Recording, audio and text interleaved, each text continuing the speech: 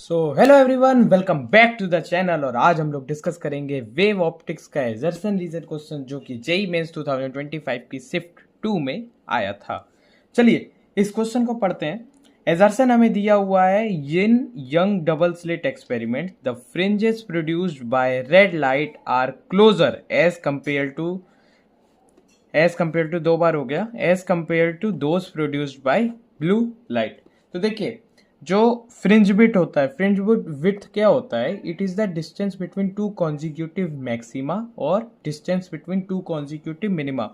किसी मैक्सिमा के बीच की जो डिस्टेंस होती है वही फ्रिंज बिट होता है। ठीक है, इसी को बीटा से डिनोट करते हैं। सो जो बीटा होता है उसका फॉर्मूला होता है लैम्डा डी अपॉन डी। ठीक है, डी तो हमारी डिस्टेंस बिटवीन द स्लिट्स होती है और ये स्मॉल डी जो होती है ये विथ ऑफ स्लिट होती है। अब बचा क्या हमारा? लैम्डा। अब देखिए, आप जैसा कि जानते हैं विब ग्योर, ठीक है ना, विब ग्योर, जब आप विब ग्योर में रेड तक जाते रहते हैं तो जो लैम्डा होती है ना वो बढ़ती रहती है। क्या होता रहता है? लैम्डा इंक्रीज होती रहती है। अब लैम्डा जो होगी वो रेड लाइट की ब्लू लाइट से ज़्यादा होगी, होगी ना। और जब लैम्डा रेड लाइट की ब्लू लाइट से ज़्यादा होगी तो जो फ्रिंज विथ होगी वो भी रेड लाइट की ब्लू लाइट से क्या होगी? ज़्यादा होगी। और ये एजर्सन में क्या गया है, क्या कहा गया है? The fringes produced by red light are closure.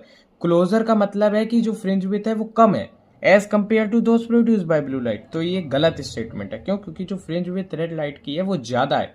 जब फ्रिंज विथ ज़्यादा है तो उनके बीच की जो डिस्टेंस है वो क्लोजर नहीं होगी बल्कि फार अपार्ट होगी।